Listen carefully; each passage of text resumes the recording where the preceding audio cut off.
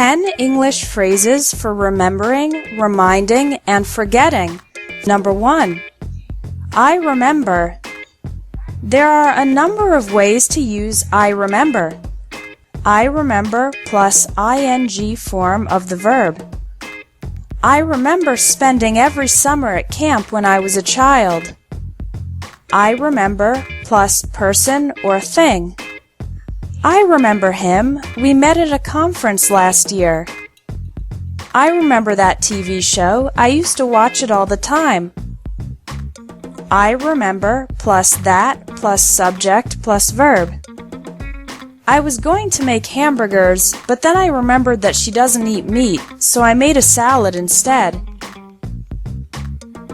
Number 2. I'll never forget. I'll always remember. Use these phrases for people, things, or experiences that were so strong that they will never leave your memory. Number 3.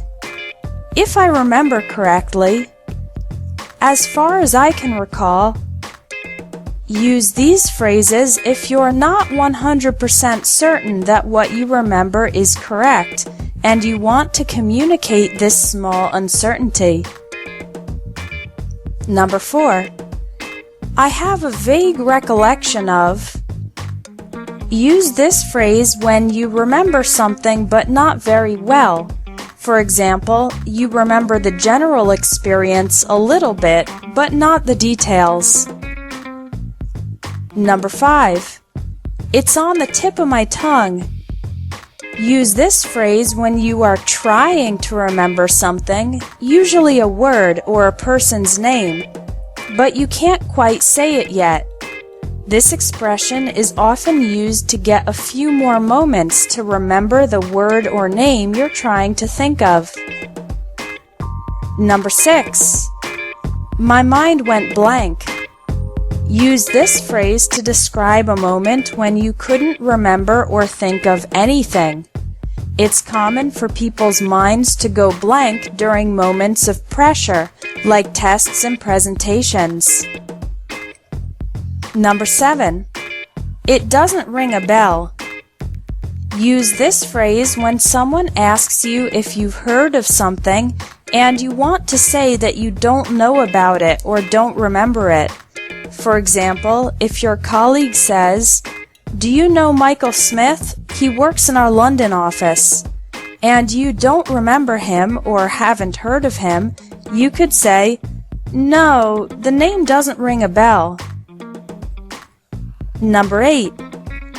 I'd like to remind you about. I'd like to remind you to. This is a diplomatic way to remind somebody about something so that the other person doesn't forget.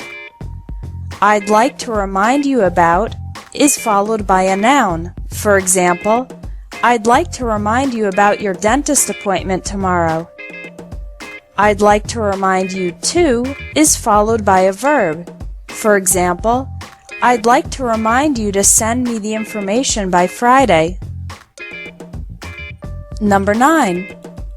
You haven't forgotten about, have you? I hope you haven't forgotten about. Use these phrases to check if someone has remembered or forgotten about something. Again, use about with nouns and to with verbs. You haven't forgotten to do your homework, have you?